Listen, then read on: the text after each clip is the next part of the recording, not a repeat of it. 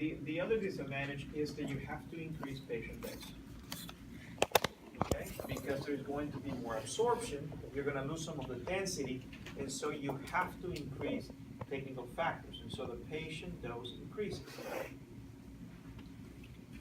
Okay, and so here we go. So this is the idea. You have primary radiation coming down, and if this was a perfect setting, you will have X-rays is going right through it, right? But it doesn't work that way. Some of them will hit these lines, and they will be absorbing. You'll end up with grid lines.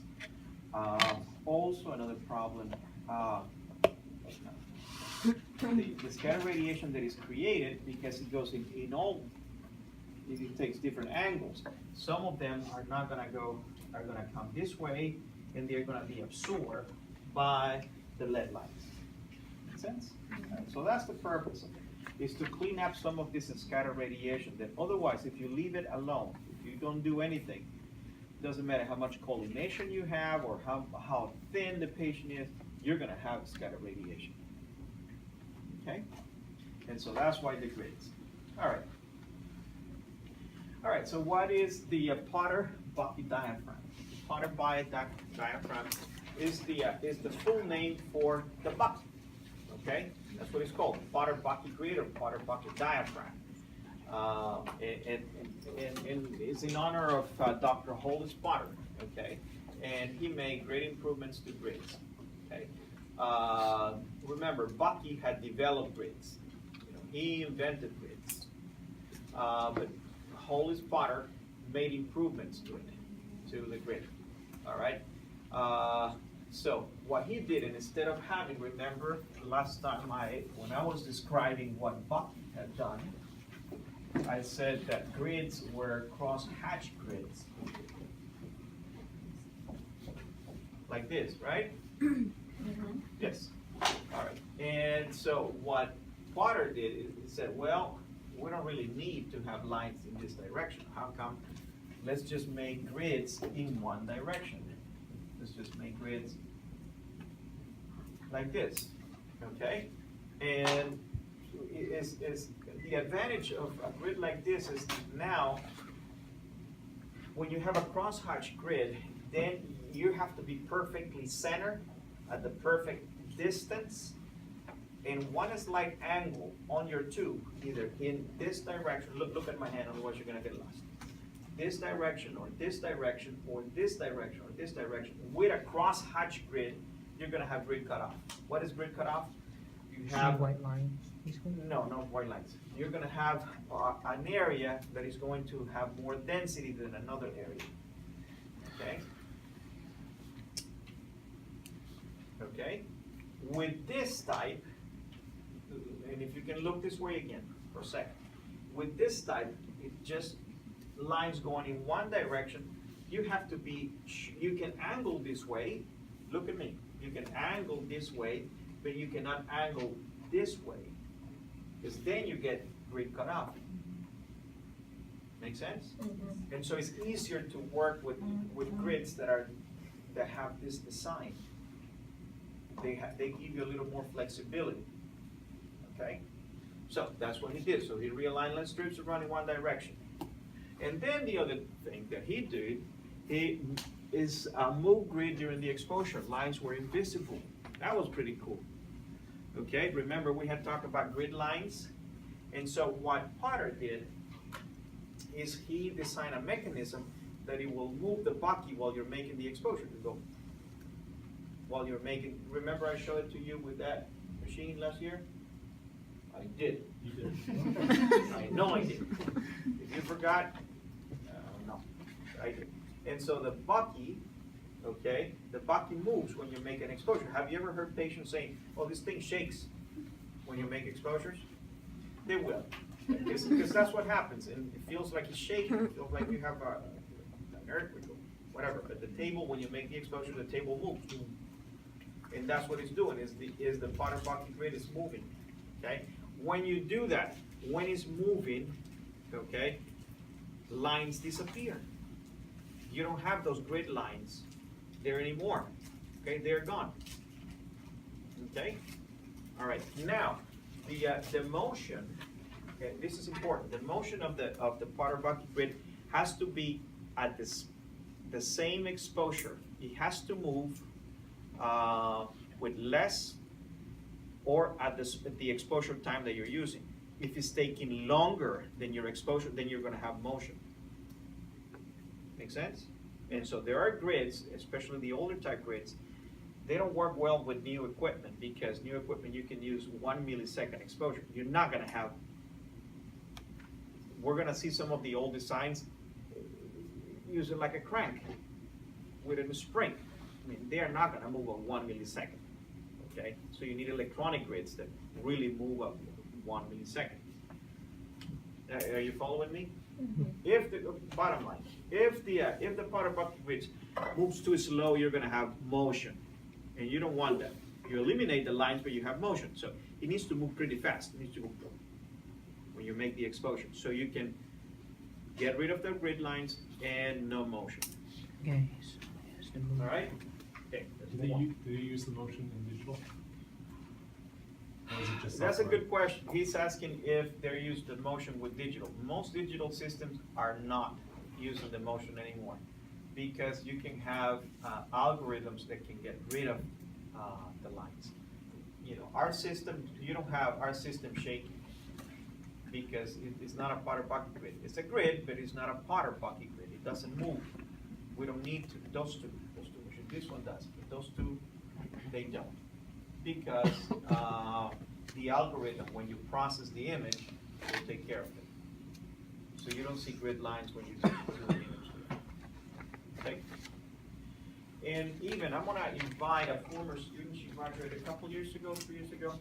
They are using, at the hospital she's working in Sacramento, they just bought a new system. I think it's a Philips, I'm not sure. She sent me the paperwork. And what it is they call it a digital grid. Okay, it's really not a grid. What it is an algorithm that can clean up scatter radiation. It can recognize the way she described it is this system can recognize the intensity of the beam, the intensity of the scatter compared to primary beam, and so they can get rid, mathematically they can get rid of the scatter radiation. The FDA has approved it for abdomen, for chest and abdomen, so not for pelvis yet. I think it's coming up. And so, in this case, no grid anymore. No grid.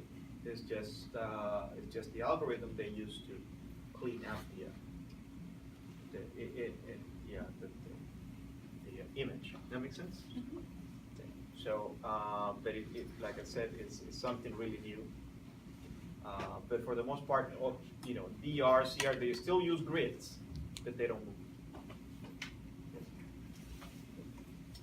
All right, so let's go to grid dimensions now. Okay, so H here, it stands for the height of the radio peg strips. So here, okay, this is H. D is the distance between the lead strips. Okay, here, and so it's the thickness of the interspace material. Whatever you place in here, okay, that's D. And this is going to be useful when we study grid ratios. Grid ratio is the height of the lead strip divided by the thickness of the interspace material, or the spacing between lead grids.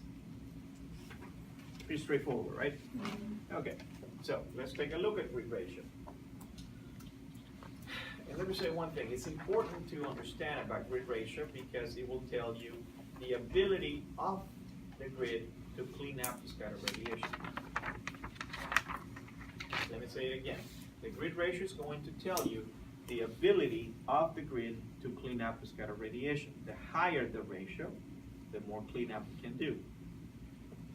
This is an important fact. If you look at any grid, doesn't matter what type of grid you're looking at, on the back of any grid, you know, unless they rip it, on the back of any grid, this is one of the things that is going to be shown to you. Okay, it's right here. This grid, for example, is saying is an 8-to-1 grid, and okay, so here's the ratio, 8-to-1. okay? You have 6-to-1s, you have 12-to-1s, and so the higher the ratio grid, the more cleanup you can do. However, the higher the ratio grid, the more patient dose, okay? And so it is an important data that is found here. All right. So the ratio, when we think of the ratio, all right, you have to be careful because let me show you here. Higher ratio grid are more efficient in removing a scatter. I told you that. They are more expensive. They are hard to build. They're hard to create. Okay. I mean, you're talking. In this case, for example, take a look. In this case, you have an 8-to-1 grid, meaning that you have 8 lines per centimeter. Okay, 8 of these lines per centimeter. A centimeter is like this, guys. Okay, and you have 8 lines lead with interface material, so they are difficult to manufacture. They are not easy to manufacture. So they are expensive. You're talking a cheap grid is probably about $900. They are expensive. Okay, and the higher the ratio and the higher something else, we're going to look in just a second, the higher the frequency, the more expensive they become. Okay, and so so that's so you know. All right, higher patient exposure. All right, now take a look at this. This grid, for example, even though they have the same, the width or the spacing between lead strips is the same as this one has double the ratio because they have increased the height. Because think, the purpose of the lead strip here is to absorb scatter radiation, right? And the taller, okay, and when I say taller, I'm talking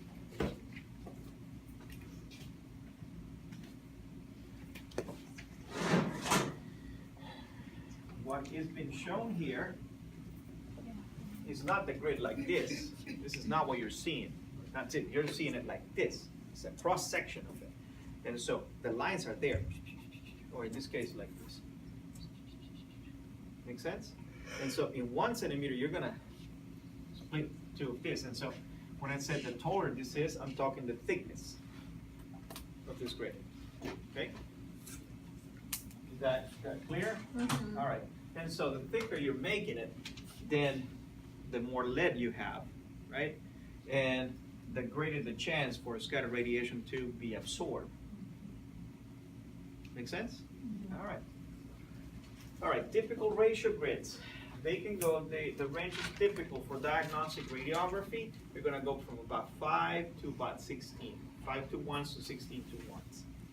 The most commons are probably 6-to-1s and 8-to-1s. That's what you typically see in diagnostic radiography. But the 10-to-1s, 12-to-1s are common, but not as common as 8-to-1s. Okay? And remember, once again, the higher the ratio grid, okay, the more cleanup you have. Okay, but the higher the patient dose. Make sense? Okay, all right. So this is what you have. So with low ratio grids, it's easier for both primary and scatter radiation to go right through it. It's easier. With high ratio grids, you're going to have, yes, you have more absorption of the scatter radiation, but also more absorption of primary beam. Okay? Yes? Okay, good. All right. All right, let me give you a grid ratio example. If a grid has an interspace material of 0.5 millimeters and a lead strips that are 3 millimeter high, what is the ratio grid? Okay, very simple, right? So you have 3 divided by 0.5 and the ratio is 6. So what you get out of this ratio is 6. So this grid is going to be 6-to-1.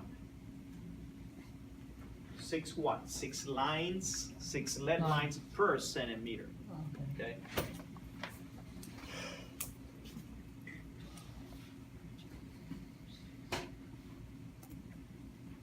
Are we good? Centimeter. Centimeter. Even though they're using centimeters, just put centimeter.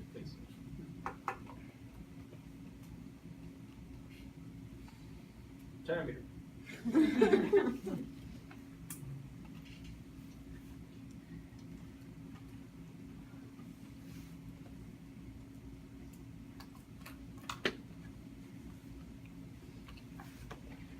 All right.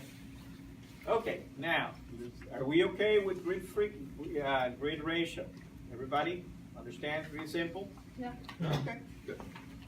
All right. Now, let's take a look at something else, and that is called grid frequency. All right, the number of leaded strips per inch or centimeter. How many of the leaded strips, how many of these guys do you place in an inch or centimeter? Okay, that's what this is. Okay. All right, the frequency can range from about 60 lines per inch, which is equivalent to 25 to 80 lines per centimeter.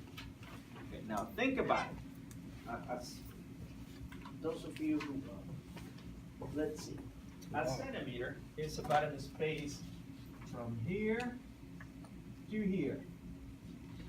Okay, that's a centimeter. Okay, I don't know what is it, inch, 1/8 of an inch or whatever. That is space. Now, in this space, you're gonna squeeze. Just think about it. You're gonna squeeze 80 lines, 80 lead strips. Okay, so does it give you an idea how difficult this thing is to Yes. manufacture? Okay, so they are very difficult to manufacture. That's why they are so expensive. All right. So now, why do you want to change the grid frequency? Okay. The reason why you want to change the grid frequency is because there is more,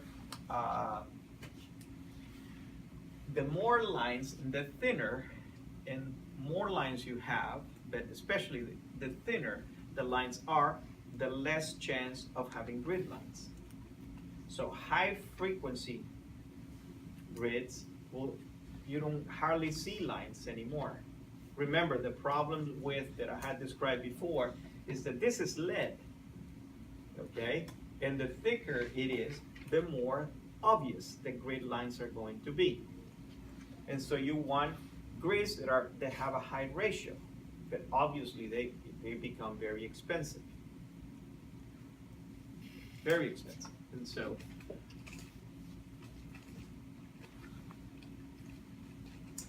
now, let me show you this. This can be confusing sometimes. Just because you're changing the grid frequency doesn't mean that you're changing the grid ratio. Okay? For example, here, take a look. Both grids here are 10:1 ratio grid. Okay, both of them. 1, 2, 3, 4, 5, 6, 7, 8, 9, 10. 1, 2, 3, 4, 5, 6, 7, 8. There you will have 10. Okay, just imagine there are 10. But what they do, all right, what they do is, once again, the idea is to make them thinner. Okay, it comes out to be the same because when you measure the space here, it should be the same. It comes out to be 10:1s. Are you following me? Yeah, no. Okay. What is it? You tell me. What is? How do you get grid ratio? I got the H over D, right? over H over the- D. And so if you change this, okay, that's going to change your ratio. Okay. Or if you change the height. In this case, they're both 10:1. Okay. But in this case, they made the lines thinner. The advantage of this grid is that you will see less grid lines. Okay? That's the whole thing. So that's what grid frequency is telling you. Grid frequency is telling you how many lines you have squeezed within a space, whatever, inch or centimeter. Okay? Grid ratio is telling you, okay, how much absorbance of scatter radiation you have. Two different concepts. Okay, let me repeat it. Okay, grid ratio is telling you how much scatter radiation you can absorb. Grid frequency is telling you that you're going to see less grid lines.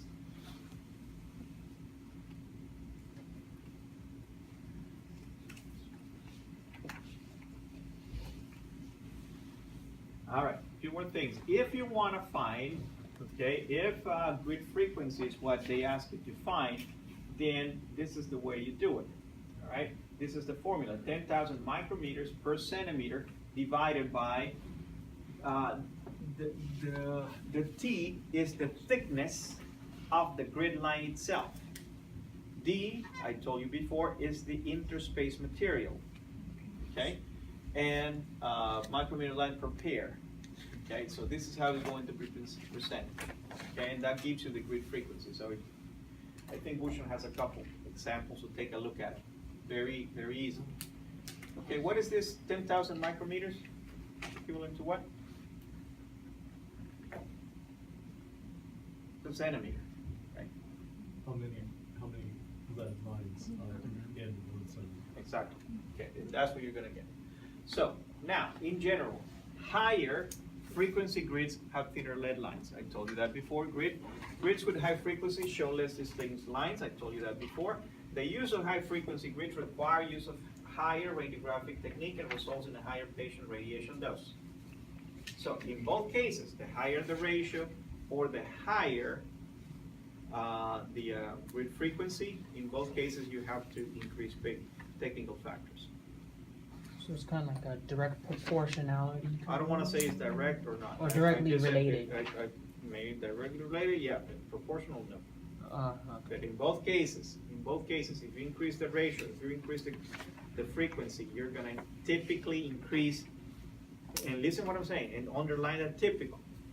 Because you could also create grids that have a high ratio grid with low frequency, or vice versa. Okay? Think about it. You can create high frequency grids with low ratios. Okay? So it's you know, you can create it in many different ways. Okay? Now, also, very high frequency grids, they can be, you know, you can have from 41 to 80 lines per centimeter. Okay? If you're using a digital system, it is recommended, highly recommended, that you use high frequency grids.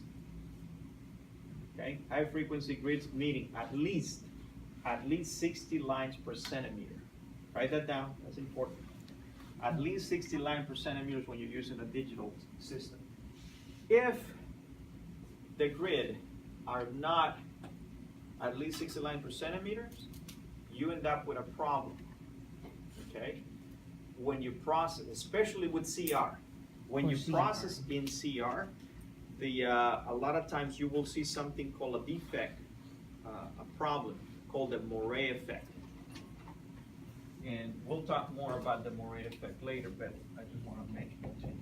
Called the Beret Effect, in which you end up with really weird patterns on your image, because a lot of times when you're scanning, when your laser is scanning, okay, if the grid lines are not thin enough, it can grab two lines, and so you end up with.